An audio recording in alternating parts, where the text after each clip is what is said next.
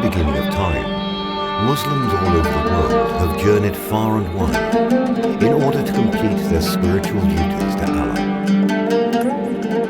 But what else drives these followers of Islam on their individual spiritual quests, time after time? We follow Anita and Kadir in search of the answers and more, as they embark on a spiritual journey to the holy land of Mecca.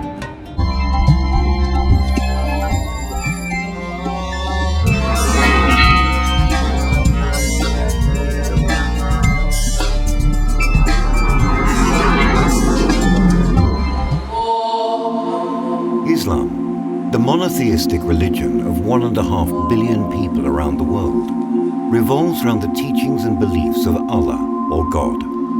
Central to these teachings are the 5 pillars of Islam, a set of spiritual beliefs and principles for Muslims to live their lives and to actively practice their faith on a daily basis. The 4th of the 5 pillars of Islam is Sawm, or fasting. Every year, during the 9th Islamic lunar month, Muslims worldwide participate in a month of fasting known as Ramadan. It was during this time that the Quran was first revealed to Prophet Muhammad, the messenger of Allah. Taking part in Ramadan is a way for followers of the Islamic religion to become better Muslims. Muslims also see Ramadan as a time to retreat from worldly affairs and focus on one's spiritual development and enlightenment. During Ramadan, you can achieve lots with your physical self because from sunrise to sunset, you are not allowed to eat or consume anything. You sort of detox your body. And on top of all that, you can also cut away bad habits. Hopefully after Ramadan, you would still implement the habits and try to achieve your goal. Hikmah melaksanakan ibadat puasa mengenang nasib daripada sesama kita makhluk yang miskin dan yang fakir, bagaimana kehidupan mereka. Sehingga di kala itu timbullah rasa kecintaan kita sesama daripada makhluk ini. Ramadan is also a time for Muslims to engage in zakat or almsgiving. Followers of the Islamic faith believe that giving zakat, as well as praying and fasting, will attain pahala or spiritual merit. And the more spiritual merit one gains, the closer one is to heaven. As the sun sets during the fasting month, adults and children alike wait patiently for Maghrib, the time when a Muslim breaks fast. At home in Singapore, Anita prepares to break fast with her family. The breaking of fast, also known as iftar, is carried out with a plate of dates. Following that, the family proceeds to consume their evening meal. The significance of dates during Ramadan is, part of it is because we follow the ritual of what our Prophet Muhammad, peace be upon him, do. He break fast with dates first. Dates give you lots of nutrients, and it also balances your glucose level. So it's good for us to break our fast with dates first. For Anita and her father, Kadir, this Ramadan is especially meaningful because they will be going for their first pilgrimage, called the Umrah. The Umrah consists of a series of rituals that symbolize the life of Ibrahim, whom Muslims believe to be a prophet of Allah. It is often a prelude to the final pillar of Islam, the Hajj, which is an annual pilgrimage that all Muslims must attend at least once in their lifetime. Honoring the first pilgrimage in Islam in the year 628 AD, the Hajj brings Muslims together in acts of worship, promotes bonds of equality, and renews their sense of purpose in the world. Unlike the Hajj, which is held after Ramadan, the Umrah can be performed any time of the year. By undergoing Umrah, worshippers may wash away their sins and strengthen their faith in Islam.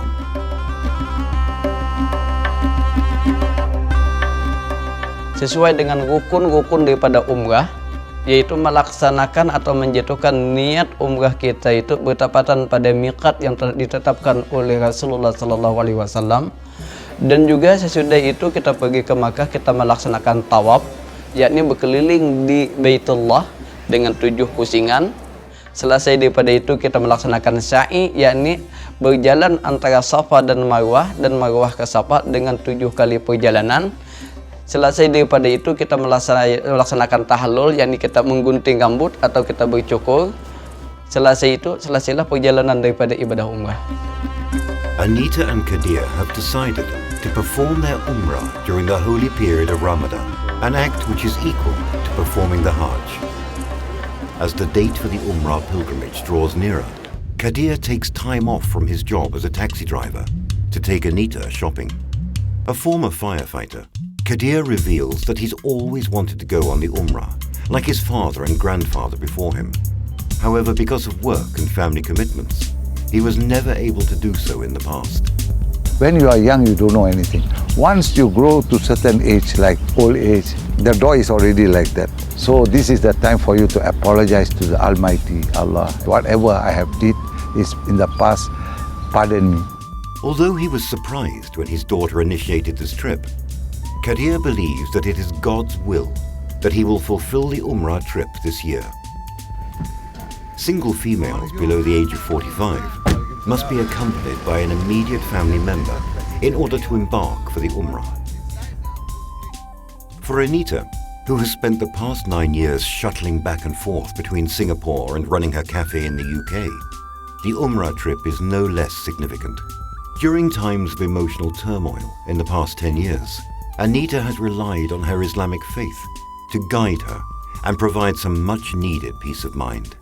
Over the last 2 or 3 years, I have been trying to learn about my religion, sort of get in-depth into it and recognize what a good Muslim should be. Having rediscovered her faith when she was struck with cervical cancer 2 years ago, Anita hopes that doing the Umrah will strengthen her beliefs and bring her closer to God. To prepare themselves both mentally and spiritually, Anita and her father have been attending Umrah classes prior to their trip.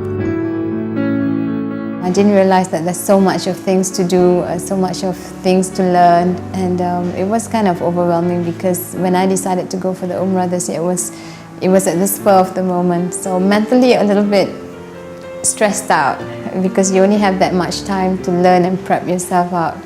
I'm still trying to learn and read and try to do a perfect Umrah if I could. After dropping Anita off, Kadir stops by the mosque to catch up on his noon prayers. In accordance with the second pillar of Islam, prayers are conducted 5 times a day.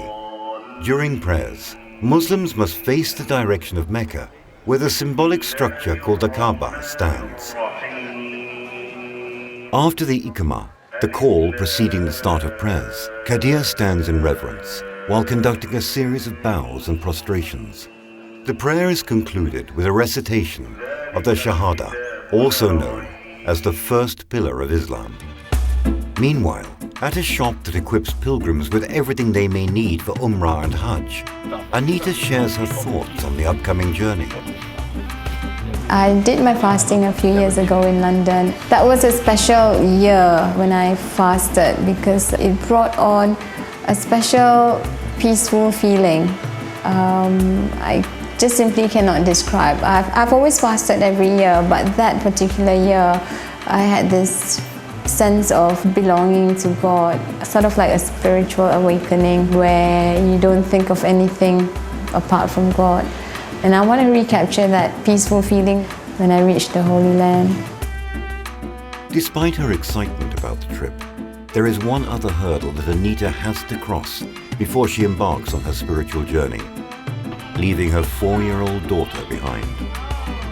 This trip will mark Anita's first separation from her daughter since she was born. So what I have done is to make sure that my mom take care of her as much as she can, change her, clean her and feed her, and also to the extent of sleeping with her. I prep my mom as well as my daughter along, so as to not make it very difficult for her when I'm away. Although parting from her daughter will be difficult, Anita has no regrets about going for the trip. To Anita, going on the Umrah at her current age also means that she will have more opportunity to return in the future, to carry out the last pillar of Islam, the Hajj. On the departure day, our pilgrims get ready to set off on their 14-hour journey to Jeddah. At Changi Airport, the pilgrims' families bustle around, in following with the cultural tradition of seeing their loved ones off to Mecca. In the past, the pilgrims were often elderly, and the arduous 3-month-long sea journey was usually perilous to their health. My late father faced a very tough time. He said 1 month like 1 year in the ship. He really solid 1 month. When he come back, he become bad. His body weight all went down. So they thought this one-way ticket for them. Maybe they won't return. That's why they go there, ask them for forgiveness, whatever mistake they do, they cry and hug them and send them to the airport. Even though she won't be seeing her family until 1 week after Eid al-Fitr, the festival that celebrates the end of fasting, Anita has decided against having her immediate family send her off to ease the burden of separation for her daughter. After the break, Anita relates her first Umrah experience among hundreds of pilgrims.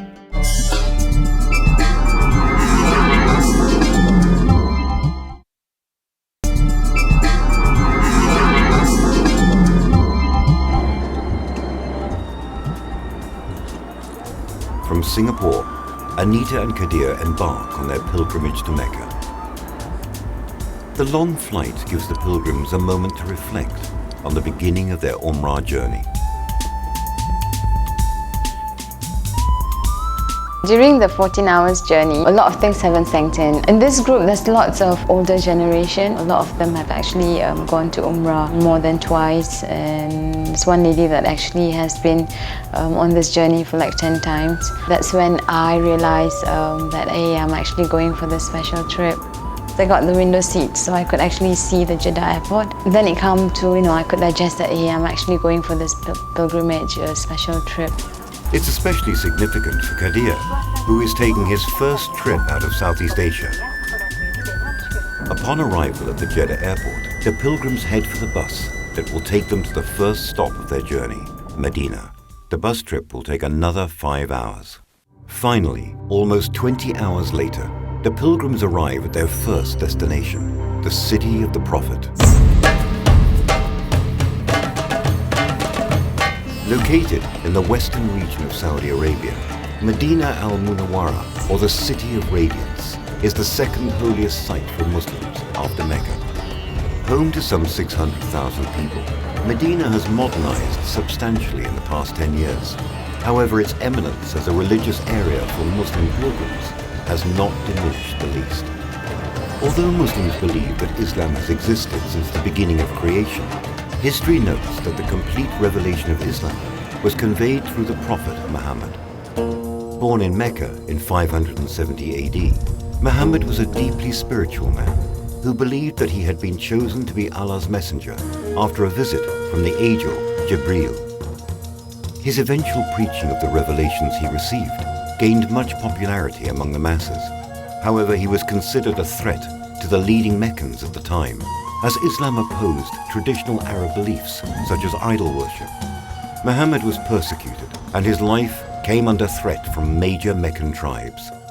Muhammad successfully sought refuge in the city of Yathrib, which later came to be known as Medina, and the first ever Muslim community. Within 10 years, he was able to gather a sizable amount of support to return and reclaimed Mecca. A key landmark of Medina is Masjid al-Nabawi, the Prophet's Mosque. It is the second holiest mosque after the Grand Mosque in Mecca. Built on the site of Muhammad's home, it is also his final resting place. As the pilgrims settle into their rooms, the lights of the Nabawi Mosque foreshadow a new day and a new adventure ahead.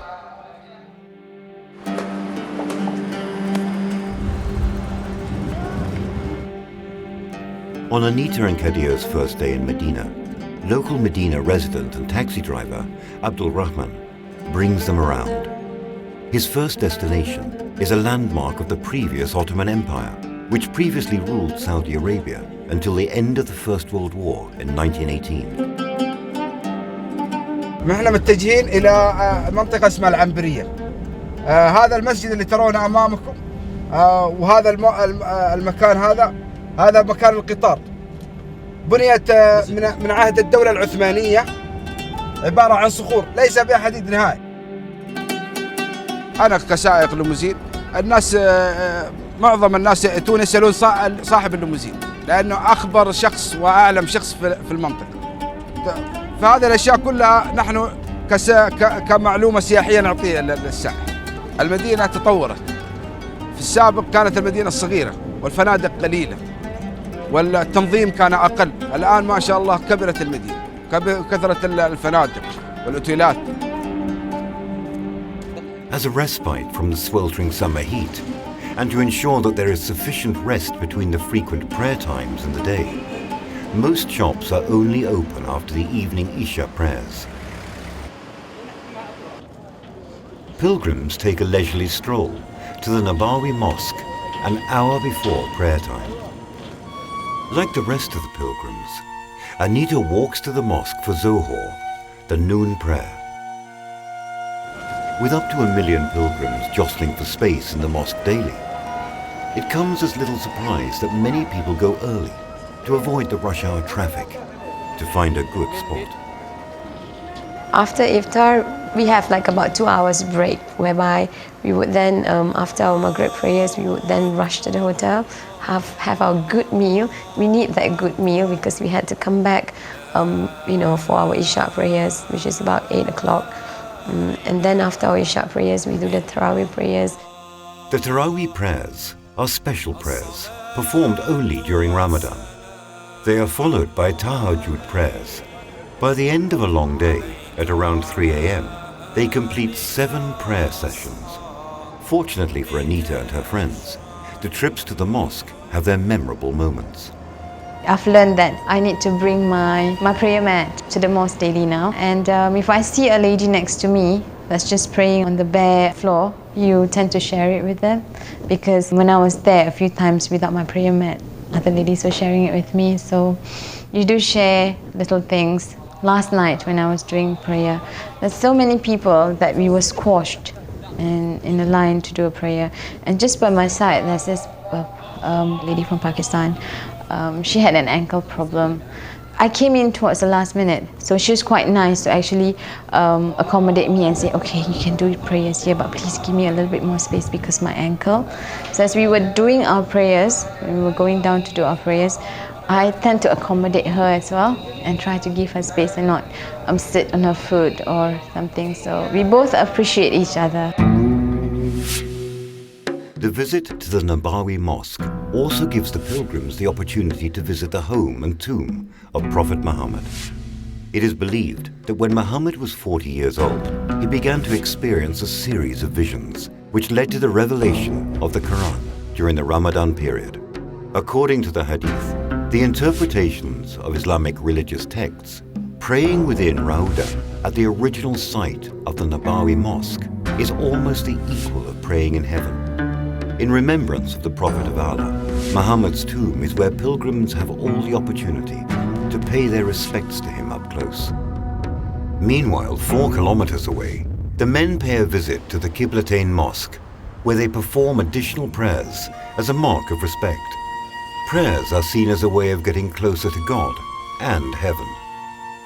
Qiblatain Mosque is the only mosque in the Islamic world with 2 Qiblas, or the direction Muslims face during prayers. In the early years of Islam, it was believed that Muslims prayed in the direction of the Al-Aqsa Mosque in Jerusalem. Often regarded as the 3rd holiest site in Sunni Islam, the Al-Aqsa Mosque is where the Prophet Muhammad used to direct his prayers, until a revelation from Allah instructed him to pray towards Mecca instead.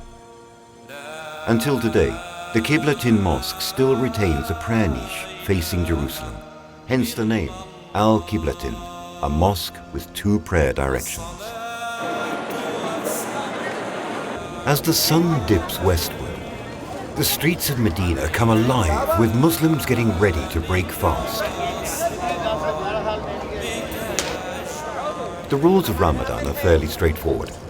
For 1 month, all able-bodied Muslims over the age of 12 are forbidden to eat or drink from sunup to sundown.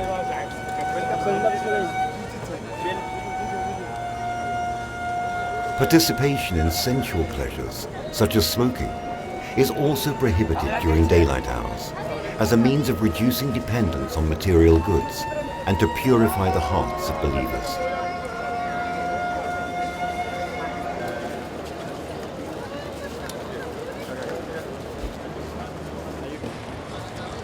Jadi bulan Ramadan adalah bulan yang penuh berkah daripada Allah Subhanahu wa taala.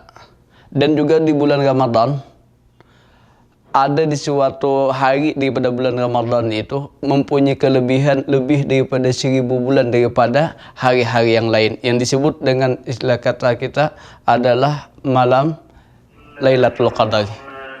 Lailatul Qadar is recognized as the night when the angel Jibril came to earth to fulfill the wishes of Muslims, while Nuzul al-Quran commemorates the night that the Quran was believed to have been revealed. Although the specific date of the revelation is unknown, it is generally believed to fall within the last 10 nights of Ramadan.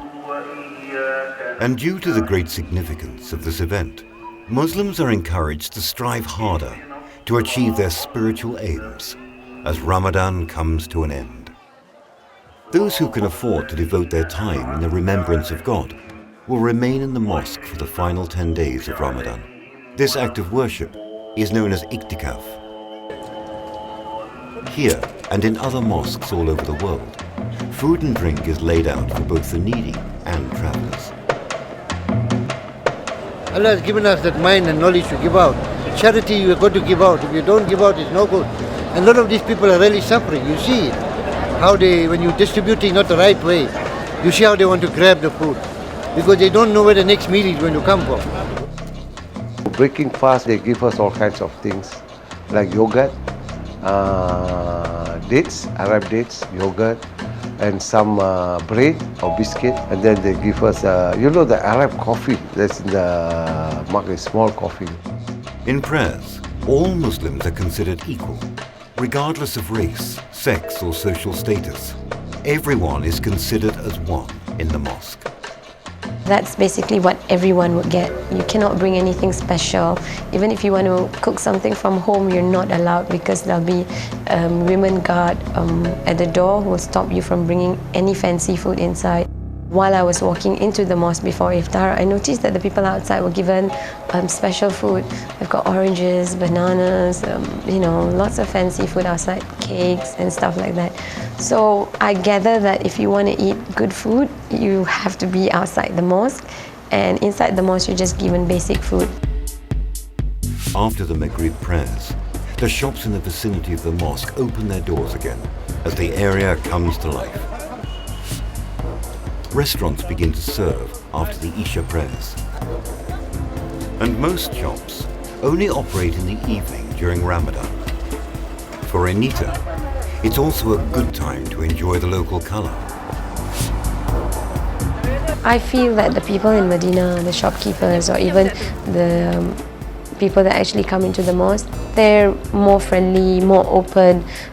Even when you were sitting in the mosque and you're waiting for your prayer call, you can chat with the ladies at the side beside you, or they would come and chat with you. They're more friendly that way.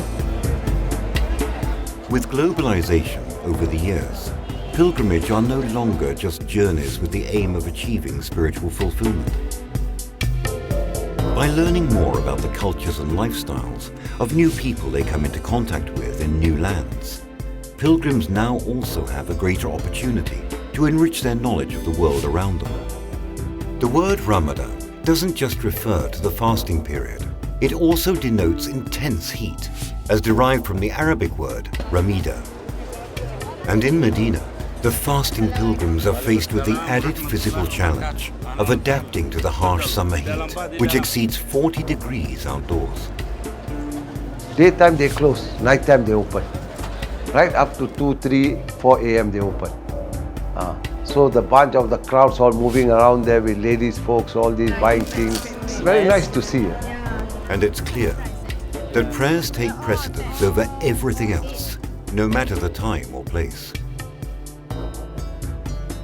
People are more focused into accomplishing their Hajj or their Umrah. So you see people like at the call of prayer just drop what they're doing and just do their prayers. I did my prayers in the shopping mall, which has aircon and nice floor, but I see people outside in the streets where it's dirty. They still take out their prayer mat, with or without prayer mat, and still do their prayers there. We're not only talking about pilgrims that come here, there are local people that do that here as well. They call a prayer and just do it.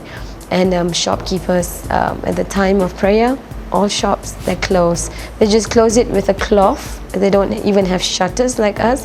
They just close it with a cloth and the whole street is empty, and they just go do their prayers and come back. It has taught me one thing.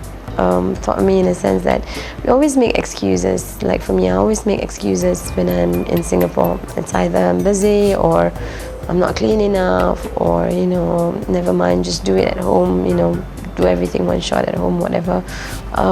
You tend to make excuses every time prayer calls, your 5-time prayers. I've just realized that people here, when it's prayer call, they just drop everything that they're doing, and God is more important. And I think I'm beginning to understand, spiritually, that what my priorities should be.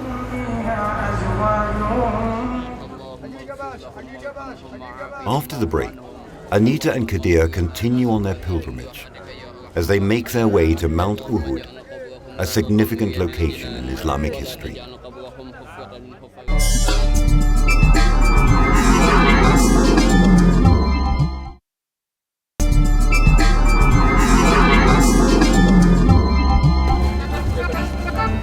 As Anita and Kadir proceed on their spiritual journey, they also take some time off to savor the sights and sounds of Medina.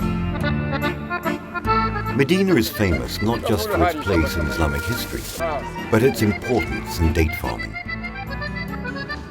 Eager to find out more about this highly prized fruit, our pilgrims pay a visit to a nearby date farm. I haven't seen dates grown in a tree. People seem to know what dates are what, which is good, which is not, depending on the texture and whether you want it dry or you want it a young date or an old date, a soft date, whatever, then you can buy.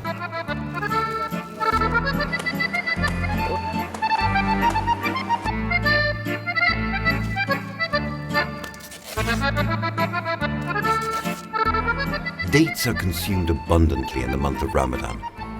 Normally used to break fast, the sweetness of the dates takes the edge off one's hunger and preventing overeating during the meal that follows.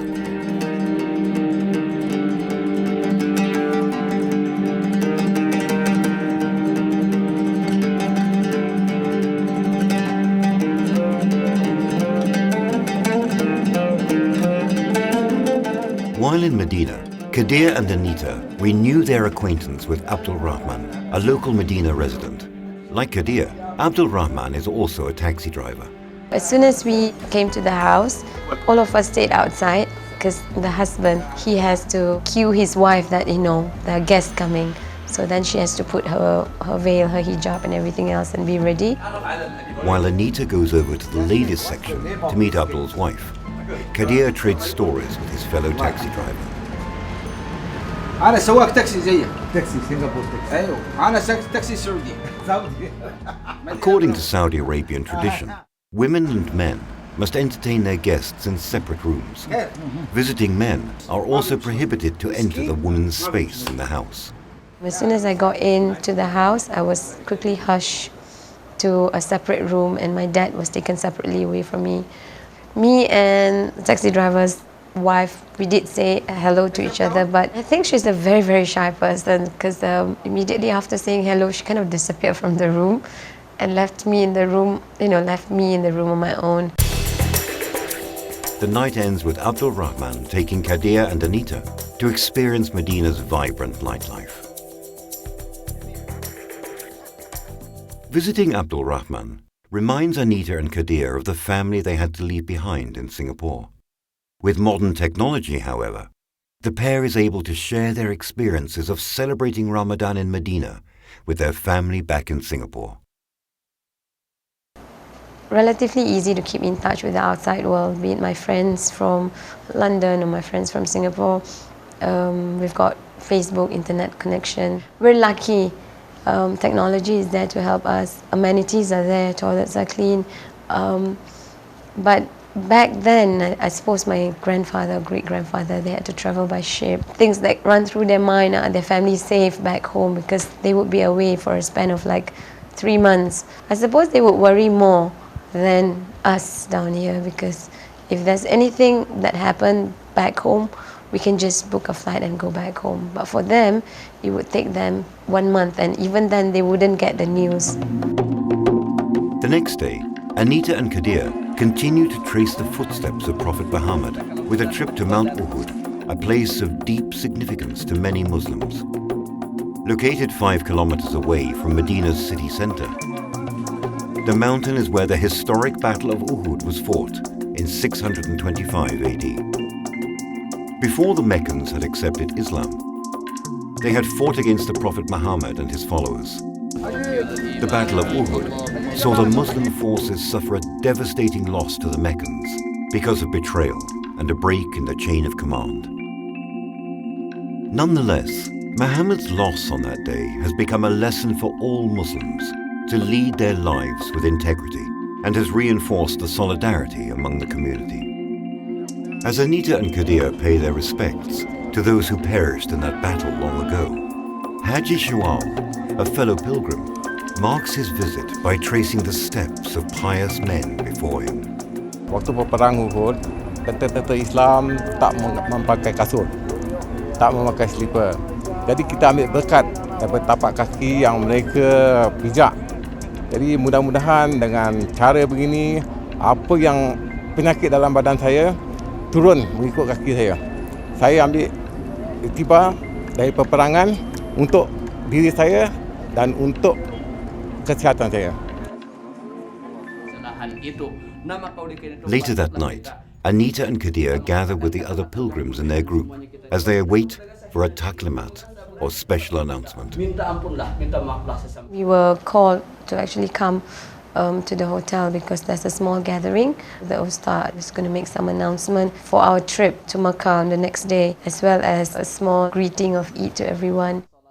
The announcement of Eid al-Fitr marks the end of the fast. The moment is followed by the deep embrace between pilgrims as they seek forgiveness from each other. It is a tradition among Muslims in Southeast Asia to express their feelings openly during Eid al-Fitr. Rasulullah sallallahu alaihi wasallam, beliau menyuruh kepada kita selalu saling memaafkan. Apalagi dikala terjadi hari raya Idul Fitri, yang tadi kita setelah membawa diri kita dengan membawa diri yang baru, ibadah puasa adalah sebagai menggodok atau juga diri kita, memproses diri kita asalnya dulu bagaimana menjadi kepada yang baik, sehingga kalau memang kita nasib kita memperbuat kesalahan, membuat kesilapan terhadap sanak dan keluarga kita atau lagi ayah ibu kita, sangat patut kita saling memaafkan.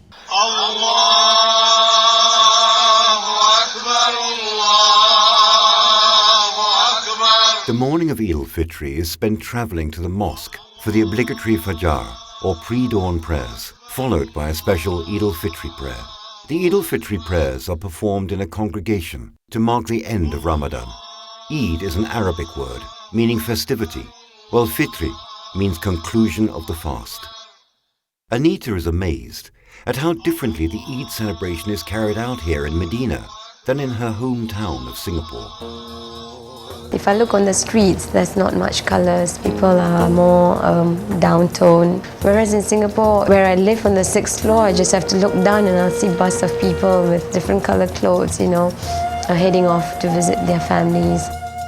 However, it is a different scene in the ladies section of the mosque. They do celebration indoors. They don't really show it outside. Ladies full makeup, nice long hair. You actually get to see them unveiling themselves. Before leaving the city of Medina, the pilgrim's farewell is marked by prayers for the Prophet near the entrance to his house. As a human being, once you see the tomb of Rasulullah, there is happy and sadness.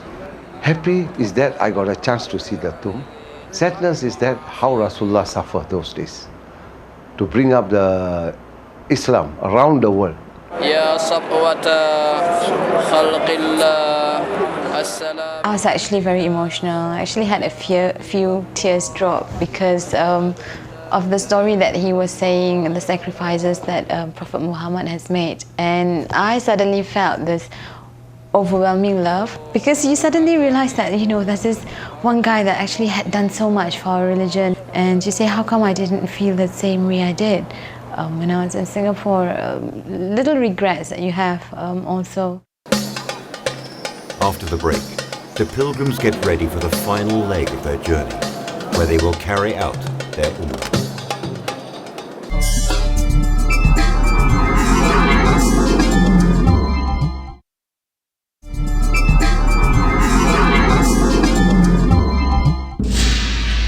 After 10 days, as the pilgrims enter the last stage of their spiritual journey, they embark on the 5-hour bus ride from Medina to Mecca, the holiest city on earth for Muslims. Also known as Makkah al-Mukarramah, or Mecca the Blessed. Mecca is a sacred location for Muslims because it is the birthplace of Prophet Muhammad. Located in the Makkah province, one of the most populous areas of Saudi Arabia, Mecca traditionally served as a stopover for traders and pilgrims in the past. It was also closely linked to the Kaaba, which in its early days served as a sanctuary for the many idols that these pagans left there. Today, Mecca is known as the meeting point for Muslims to renew their faith in God and solidarity with fellow pilgrims. Like Medina, only Muslims are allowed here in Mecca. Home to the Grand Mosque, this city is also where God's message was first revealed to Prophet Muhammad. Not surprisingly, the city is at its busiest during the Umrah and Hajj seasons, when millions of pilgrims come together to carry out their spiritual duties. Just before the pilgrims reach Mecca, however, they make one final stop at a designated station known as a miqat. At the miqat, the pilgrims must enter the state of ihram, which is a state of pureness and holiness, required to perform the Umrah. Muslims going to Mecca with the intention of performing the Umrah are not permitted to cross a miqat unless they have entered the state of ihram. Ihram also refers to the garments worn by pilgrims when they are in a state of ihram. The men wear 2 pieces of plain, unstitched white cloth to symbolize the state of man in his primordial condition. The women wear ordinary clothes that cover their bodies completely. Their hair should also be completely covered.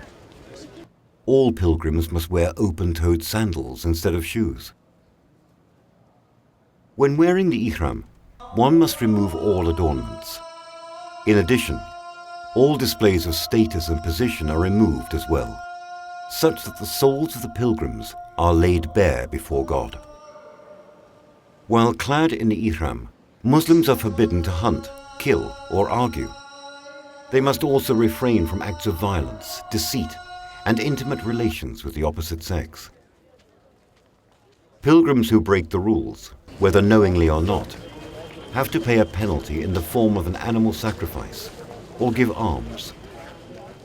Mutawif Wahyuddin leads the pilgrims to recite the niyyah, or intention, to do the Umrah.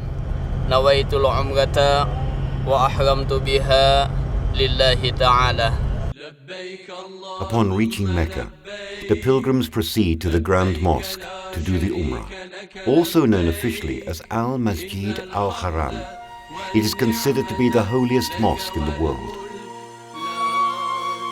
Within the mosque lies the Kaaba, or the cube in Arabic, the most sacred site in Islam. Muslims all around the world pray to it 5 times a day. However, the Kaaba is only considered a reference point for the Muslims to direct their prayers to. They do not pray to the Kaaba itself. The history of the Kaaba dates back to the time of pagan Arabia. Although its exact origins are unknown, it is widely believed that the Kaaba was built by Adam, the first man on earth. From a mere stone and mud erection, the building had become the center of religion in pre-Islamic Arabia by the 6th century AD, and was later thought to have been rediscovered by Ibrahim. A significant feature of the Kaaba is the black stone, Hajar Aswad, located at the southwestern corner of the Kaaba, It is the symbol of the original covenant between God and man. The black stone is also the point where the tawaf, a significant ritual in the Umrah, begins. The rituals for the Umrah are only confined to the Grand Mosque in Mecca, where the Hajj includes the Umrah and 2 more compulsory rituals beyond the mosque. As we were walking, I had lots of thoughts in my head because I've heard stories in Singapore that, you know, if you've done lots of bad deeds, you can't see the Kaaba, or you know, somehow some bad things would happen to you that will forbid you from going to the mosque. When I see it from far, probably about 500 meters away, the mosque is so magnificent. It's big, it's huge, there's lots of lights. It looks so clean from outside. Basically, I was in awe when I looked at it. The series of rituals that pilgrims perform for the Umrah are symbolic of significant events in the lives of the Prophet Ibrahim and his wife Hagar. The Umrah consists of 3 main rituals. One of the rituals is to perform the tawaf, which refers to the circumambulation of the Kaaba 7 times in an anti-clockwise direction. Believed to mimic the movement of heavenly bodies, the circling is also believed to signify the unity of their pilgrims in their worship of one God. When I see the Kaaba, I feel happy and sad. Because why? The happy is I got a chance to see Kaaba direct, not in television. But the sadness is that we have done a lot of sins. So that's the place where we ask for forgiveness from the Almighty Allah. When you were doing the tawaf in Kaaba, there's one thing I realized, that no matter how close and how crowded it is with all the people, you don't touch shoulder to shoulder that much. People have this respect of giving you that 1-inch gap between men and women. And from above, the second floor of the mosque, you could actually see the Kaaba at the bottom. You see that the circle of people are moving really fast. So, but when you're down there, you're not actually walking very fast. Another ritual is to perform the sa'i, which means to walk the length of the distance between the hills of Safa and Marwa 7 times. The distance between the 2 hills is 500 meters, which comes up to a total distance of 3.5 kilometers.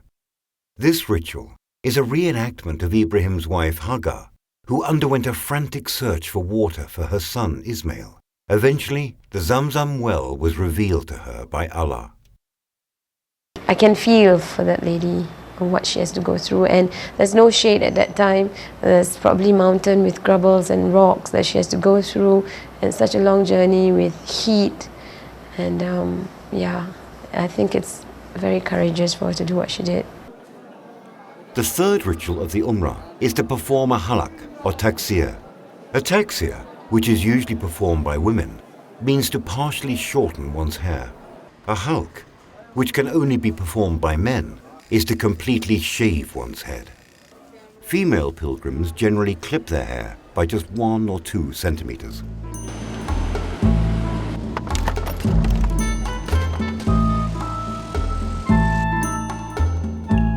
To Anita's pleasant surprise, her big day hasn't gone unnoticed. Obviously, going around the Kaaba and seeing the Kaaba is very special for me. But it also happened on the 7th round, the completion of the 7th round. It was a stroke of midnight, so it was actually on my birthday. And it was also a special moment for me. And I don't think that moment is something that I could catch in many, many years to come. Falling on 1st of Shawwal, falling on Shawwal, falling on my birthday, doing the tawaf in the 7th round, I don't think I can make that history repeat. At the end of their long 18-day trip, as Anita and Kadir prepare to say farewell to Mecca, they take some time to reflect on all that they've experienced on this meaningful journey. I was trying to do a perfect Umrah, and because I'm not experienced, I wouldn't know whether my Umrah would be perfect or not. As far as I pray, I hope God would accept my Umrah, the first Umrah I've done. وعلى آله وأصحابه أطمس على وجوه أعدائنا.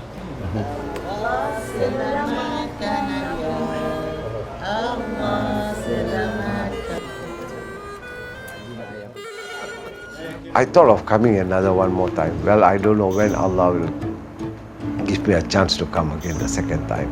This is my memory, and I also feel sad to leave the place. What should I say? It's a peace of mind. A peace of mind like what? You wash off your sins inside your heart. Well, the Almighty Allah knows whether it's correct or not correct. Inside your mind, you say, oh, I wash off my sins, everything. Now I'm going as a new man. Because it's a religious trip, it has taught me a lot of things. How to behave. I have to make some lifestyle changes even. It teaches you how to think twice before you do something. Like in Singapore, in London, we're so busy, sometimes we don't think, we just do things according to what our emotions are. But here you really think before you want to do something, whether it's the right thing or whether it's not the right thing, whether it's religiously correct or it's not correct. Deeply moved by the spiritual enlightenment that they've experienced on this Umrah journey, Anita and Kadir look forward to fulfilling their ultimate goal someday, the Hajj.